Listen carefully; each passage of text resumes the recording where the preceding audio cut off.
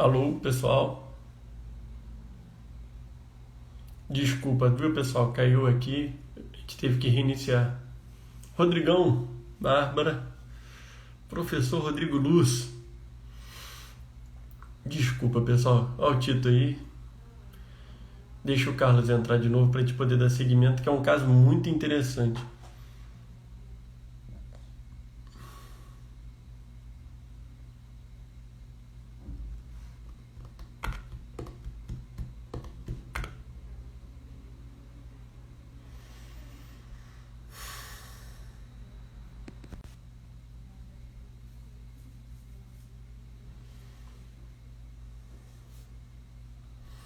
Pessoal, não sei onde que parou o comentário do Carlos, mas então, voltando a resumir o caso, é uma mulher jovem com uma dor abdominal recorrente acompanhada de vômito, de fortíssima intensidade que não alivia com opioide, né? E isso acontece de forma recorrente, independente das intervenções que ela foi submetida. Então, exames complementares completamente inocentes. E a dor recorre quase que igual um relógio, após 15 dias a alta dela, ela volta com a mesma dor. Só estou esperando o Carlos entrar aqui de novo para a gente poder dar seguimento, tá, pessoal?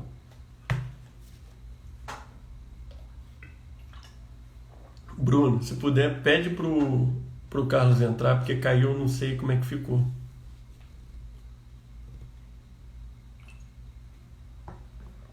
E ela, nesse meio caminho, uma dor lancinante, que a gente tinha cálculo na vesícula, a vesícula saiu. Cálculo renal, cálculo saiu. E a dor era muito inespecífica, cada vez ela falava de uma forma, então foi tirando. Ô Ricardo aí. E deixa eu aceitar o Carlos aqui. E ela sempre recorria, até que ela fez uma antrectomia e mesmo assim recorreu. Obrigado, pessoal, todo mundo. Carlos, desculpa, meu amigo. Pô, foi Eu mal, tá falando aqui volto pra a parede participar. aqui um tempão. Eu imaginei, cara. Eu ainda falei, Bruno, avisa ele aí, cara. Pô, dá tranquilo, tamo junto. Então, assim, eu dei uma resumida de novo aqui do caso, que é uma dor abdominal de altíssima intensidade, com vômito recorrente, que não melhora com nada que a gente faz. Na verdade, melhora com banho quente, alivia parcialmente, e sempre recorre quando ela vai para casa, ela volta com a mesma dor, tá? Aí eu parei aí. Uhum. Aí você estava falando É, Eu aí. não sei até, eu não sei até onde foi, mas eu Volta. comecei ponderando a questão psiquiátrica, né? Isso, Porque isso. ela tinha algumas questões E que foi para onde a favorecem gente muito, que é o foi. fato dela, ela é menina jovem, na adolescência, muitos distúrbios psiquiátricos surgem na adolescência, ela tinha um contexto familiar difícil, ela tinha múltiplas idas à emergência com a queixa extremamente exuberante e com um sinal de alarme que eu particularmente uso, que é a não resposta de uma dor somática por opioide. Para mim, isso é algo que favorece muito doença psiquiátrica, que a gente acaba vendo no dia a dia na enxaqueca, né, e com cefaleias atípicas, né. Por mais qualquer etiologia que seja, a princípio, ela vai resolver com opioide. E é muito estranho, até mesmo a dor neuropática, que não responde tão bem, um pouco ela responde, né, e dependendo da dose, vai acabar respondendo. No caso dela, nada disso funcionava. E a recuperação completa com a internação depois de um tempo. Você acaba pensando, pô, será que ela fez isso para chamar a atenção da família? Ou para chamar a atenção do namorado? Será que tem algo por trás, né? E nesse meio tempo ela teve uma dor abdominal importante, foi detectada a colelitise, que seria um diagnóstico diferenciais importante de dor abdominal episódica, né? Principalmente se ela fosse relacionada à alimentação, mas pode até acontecer a dor da colelitise, né, fora da alimentação. Pode ter a referência clássica, né, de dor interescapular, mas pode não ter. Mas enfim, ela foi operada e acabava melhorando, né? Agora a gente sabe que ela acabava melhorando porque ela ficava confinada ao hospital, né? Provavelmente, mas a gente não tinha como saber. Então, era se detectado um problema, aquele problema existia, né? Então isso é uma coisa extremamente difícil, né? É quando você tem uma boa explicação para um diagnóstico que não é aquele, né? De vez em quando a gente se depara com isso. Então você olha a pessoa, ela tem uma boa explicação comum para ter tudo aquilo que ela está apresentando, mas não é aquilo. Pô, isso é uma rasteira muito grande, né? Não é? A colelitise é É. muito comum. A hipertrofia pilórica, eu não tenho nenhuma experiência de acompanhar, né, principalmente no adulto. Então, como você falou, também é algo extremamente incomum, mas era uma coisa anatômica, estava provado, a gente viu no exame de imagem, podia dar aqueles sintomas, então era uma outra possibilidade que tirou a gente, né, do caminho. É Mas o fato é que a justamente gente lidava dor diante de abdominal uma... e vômito. E vômito por obstrução, né? Então a gente estava diante de uma pessoa eutrófica, né, que tinha um estado de saúde geral bom, é uma doença de longo tempo de evolução, então se configura a benignidade. Aí dentro do meu raciocínio eu vou partir para as doenças o quê? Para as doenças que são ou funcionais, ou que afetam os vasos sanguíneos, ou que afetam a mobilidade intestinal, ou que sejam de alguma forma metabólicas, desencadeada por algum insulto, né? Então dentro do meu diagnóstico diferencial, eu colocaria algumas enfermidades, como, por exemplo, a febre do Mediterrâneo, né? A febre familiar do Mediterrâneo. É uma doença autossômica recessiva extremamente incomum. Mas como o nome diz, ela dá febre, né? A menina não tinha febre. Mas, eventualmente, alguns pacientes que já estão em algum tratamento, ou usando colchicina, por exemplo, podem não ter febre e ter um surto de dor abdominal extremamente importante, que é uma síndrome autoinflamatória, né? Vai dar aquela serosite. O paciente vai ficar extremamente inflamado e aquilo se melhora sozinho e vai se repetindo ao longo da vida por muito tempo e realmente pode surgir na infância. É um outro diagnóstico diferencial bastante incomum, que está entre aquelas doenças que eu tenho a frustração de não encontrar, apesar de sempre a gente botar no diagnóstico diferencial, como eu falei na outra semana, na arterite de células gigantes, que é uma frustração. Numa outra é a porfiria, né? Que a porfiria está sempre com um diagnóstico diferencial bonito. Não, e ela ainda tinha uma história, eu nem botei, mas ela fez na minha frente uma pseudocrise. Aquilo foi uma pseudocrise clássica. Mas antes de eu ver, chegou a comentar que ela tinha tido uma crise. Então a primeira coisa que veio à cabeça foi porfiria. A gente chegou a botar a urina dela no solo. Sei que isso não tem sensibilidade, especificidade boa nenhuma, mas a gente dosou porfirinogênio, aquela coisa toda durante a crise e veio negativo. Mas era um diagnóstico diferencial extremamente importante, porque é uma dor abdominal muito intensa, né, recorrente.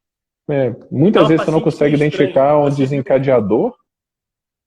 Ela era meio estranha do ponto de vista de conversa, ela era um pouco aérea, ela tinha um perfil assim que parecia que tinha alguma coisa psiquiátrica mesmo, né? Assim, digamos assim. Sim, e realmente poderia ter algo neurológico ali associado mesmo durante as crises, né? Então, uma doença que poderia pegar tubo digestivo e pegar muito da parte neurológica seria a porfiria, mas é uma doença realmente extremamente incomum, né? Outra possibilidade seriam os distúrbios vasculares, né? Mas ela está muito fora da faixa etária para a gente ter uma angina mesentérica, um distúrbio cíclico vascular, né? Não sei se você teria alguma coisa para comentar com relação à parte vascular. Não tinha relação com o alimento, que é o clássico, né? Com a angina mesentérica. Ela não tinha sinais de sofrimento de alça. E tinha uma TC com contraste, que deu para ver bem a fase arterial e venosa, que também descartou doença de grandes vasos, pelo menos.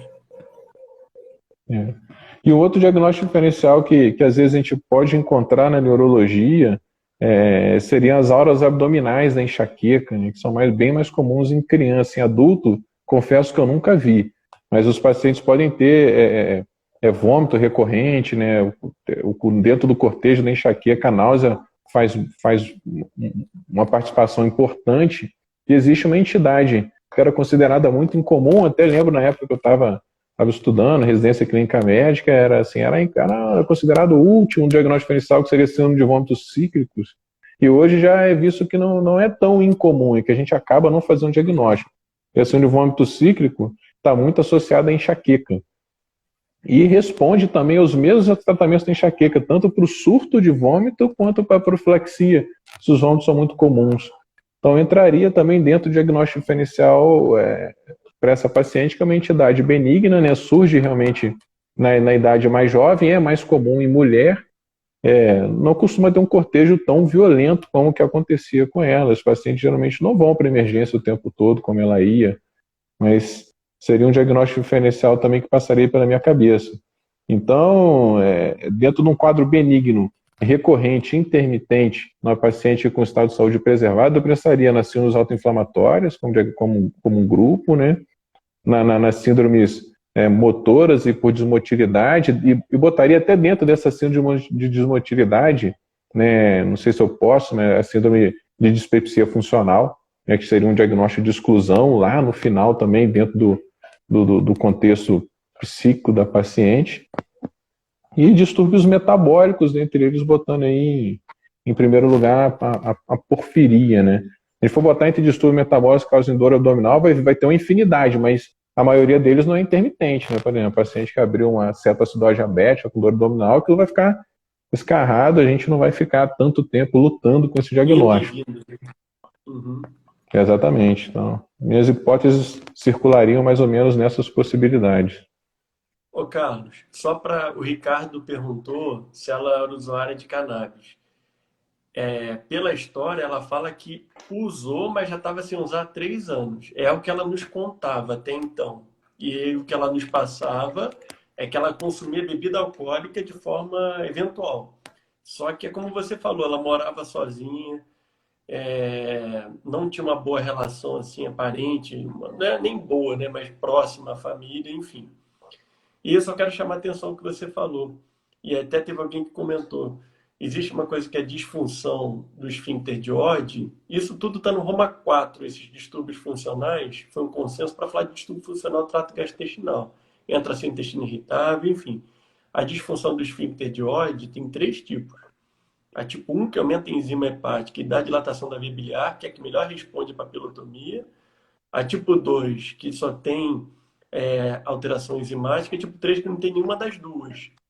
Então ela se encaixaria no tipo 3, porque a enzima hepática dela é normal e não tem dilatação da via biliar.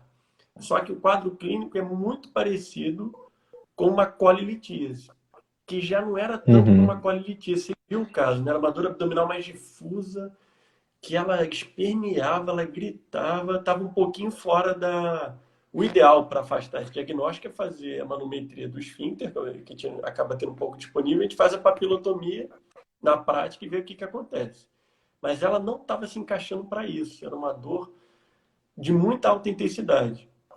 E aí o diagnóstico veio de um problema que eu te passei, mas que eu não considerei ele para botar na minha lista de problemas. Então, você levantou a bola muito bem. Eu queria que você falasse, meu amigo, o que te chamou a atenção para te conseguir chegar no diagnóstico.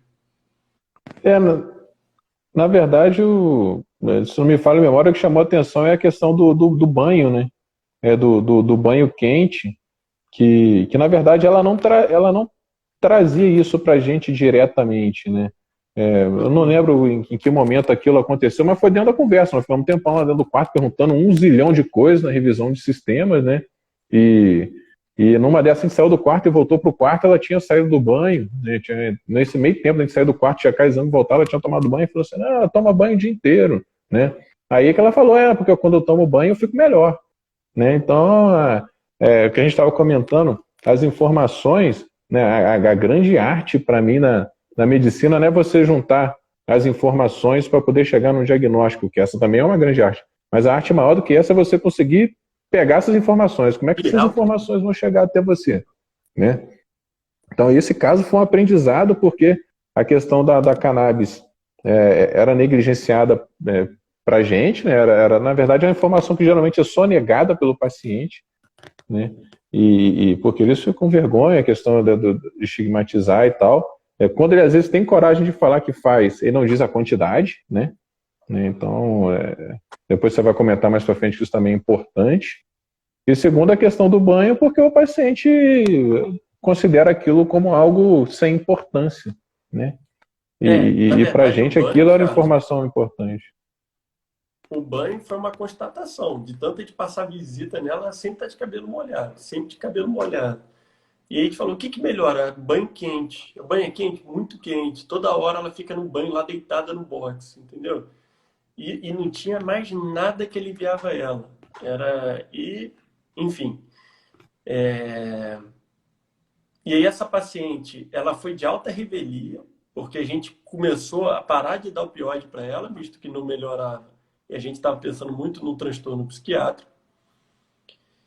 E aí, no dia seguinte que a gente conversou, ela foi de alta revelia, não sei se você lembra. Aí eu mandei uma mensagem para ela, falando, a gente estudou muito o teu caso, coisas que aliviam com banho quente, e você que levantou essa bola, que alguém no Gafre discutiu contigo algo semelhante, banho quente, dor e vômito, de forma recorrente quando ela vai para casa, aí o pessoal já até perguntou, ele até botar uma bandeira ali da Jamaica, síndrome da Né? Só o hiperêmese. Ricardo Azevedo tá implicando com a gente aqui, pô. Fala aí, Ricardão, beleza, irmão? Síndrome da É, hiperêmese canabinoide é justamente isso. Aí eu falei, olha, você tem que abrir o jogo com a gente. Eu sei que você não falou, mas pode ser isso pode estar atrapalhando a tua vida, enfim. E acabou que ela reinternou, pediu desculpa, que foi de alta revelia, e falou que pra gente que ela é usuária de 7 cigarros de maconha por dia há exatos 7 anos. E nenhuma vez a dor dela voltou a piorar sem ela usar maconha. Então, o que acontecia, na verdade, é que quando ela internava, ela fazia uma abstinência forçada e melhorava. E a gente ficava todo se achando que fez né, corrigiu lá a vesícula ou tirou o antro que, na minha opinião, tinha indicação de tirar mesmo, né? Tinha uma hipertrofia pilórica, enfim. E, na verdade, é porque ela usava uma grande quantidade de maconha. E aí, esse diagnóstico, tem critério diagnóstico. Um deles é aliviar com banho quente. É vômito, dor abdominal que não melhora, até piora com opioide. Dor abdominal e que alivia com banho quente. E melhora, classicamente, com a suspensão do canabinoide. De uma casuística, uma coorte de, acho que eram 60 pacientes que a gente levantou, só 3 não melhoraram com a abstinência, mas eles não chegaram a fazer exame de urina para ver se estava em abstinência mesmo. Então, a abstinência é o grande tratamento disso. Durante a crise, a gente estudou que o que pode aliviar, e é uma arma para vocês, é Aldol e creme de capsaicina, né? Que você acaba... Mesma coisa que a gente faz para herpes zoster, né? Uma síndrome pós-herpética com muita dor. E aquilo gera ocupa, né, os receptores de dor e acaba aliviando um pouco durante a crise. E a abstinência é o grande tratamento. Então, isso se confunde muito com os vômitos cíclicos. Teve até um estudo mostrando que quem tem esse diagnóstico de vômito cíclico, alguns são usuários de maconha. E aí entra uma coisa muito confusa, porque a maconha ela pode ser classicamente utilizada para melhorar a náusea e melhorar a dor. E, na verdade, nesse caso, é o causador. E, classicamente, ocorre em jovens, principalmente adolescentes, que começaram o uso mais cedo, e a quantidade é importante. Então, ela era uma usuária assídua, né? Então, isso daí gerava muito. Então, foi um diagnóstico que saiu do banho quente, literalmente. Eu acho que tem poucas coisas na medicina, se não for a única, que alivia com banho quente. Tem muita coisa que piora, né? O prurido que ou piora a com banho doença do quente. coração, linfoma, né? Polissemia vera, né? Piora com. É. Polissemia vera, enfim. E, e aí, quando ela volta, ela faz ainda um quadro de broncoespasmo, faz sibilo pra caramba. A gente vai correr atrás desse diagnóstico e a gente vê uma lesão nodular, pulmonar, com densidade de partes moles, que não captava contraste e sinal do halo. Isso é muito característico de infecção fúngica. E aqui em Petrópolis, e no Brasil, eu acho, é endêmico histoplasmose. A investigação de histoplasmose foi negativa. E a gente estudando, né, falou, poxa, tem que ter a ver com tanta maconha, né? Não é possível que tenha. E aí a gente foi entender que a maconha pode diminuir a atividade macrofágica pulmonar e favorecer. Você está rindo, né? Mas eu passei um aperto com ela, e graças a Deus ela está bem, cara, porque ela sofreu muito. Mas porque ela tinha um nódulo, né? A Bárbara está rindo. A Bárbara conheceu essa paciente, ó. O fato. O fato, cara, é Então, que desculpa, a cara, própria desculpa. maconha favorece a aspergilose. Então, ela fez uma broncoscopia e foi de alta para pneumo, porque ela estava bem clinicamente, e ela não me deu um feedback, o que deu esse resultado, mas tem que ser aspergilose. Pelo que a gente estudou, com disseminação broncogênica, pode fazer um quadro de sibilo, pode fazer isso tudo. E foi uma menina que foi e voltou. Muito difícil o caso, que ela tinha doenças raras juntas, e negava para a gente na entrada o uso do canabinoide, né? Pode rir, eu sei que você quer rir. Não, não, eu tô me controlando aqui, cara. Foi engraçado o jeito que você falou. Mas é isso mesmo, você vê que ela tem complicações aí metabólicas, orgânicas e tem complicações até infecciosas do cannabis que a gente não para para pensar. Então, se você for ver, a gente recebe um paciente na emergência que tem uma asma refratária ou que tem sinais de bronquite crônica. É interessante perguntar para a paciente se ela for maconha, porque aquilo pode ser uma aspergilose broncopulmonar alérgica e a gente não vai ter uma dificuldade extrema de fazer o diagnóstico, a gente pode mandar pneu, pode voltar do pneu, e se a paciente não tiver essa história ocupacional evidente do uso de maconha, né, a gente vai passar desapercebido. Então acho que a grande. Não Que, falei, assim, não. ao contrário da cultura geral, né, a maconha ela tem uma toxicidade pulmonar importante, pode favorecer infecções e pode dar quadros abdominais, assim, dos mais diversos possíveis, né? E essa menina, isso aí é para nunca mais esquecer. Se eu ver outro paciente assim, a primeira coisa que eu vou pensar, Ah, vômito, é. com dor e que alivia com banho quente, o paciente naturalmente traça esse caminho, tem que perguntar ativamente para eles se eles são usuários. O creme de capsaicina e o Aldol são armas para crise, o opioide atrapalha e dá tempo ao tempo que a abstinência vai resolver. Eu acho que é isso.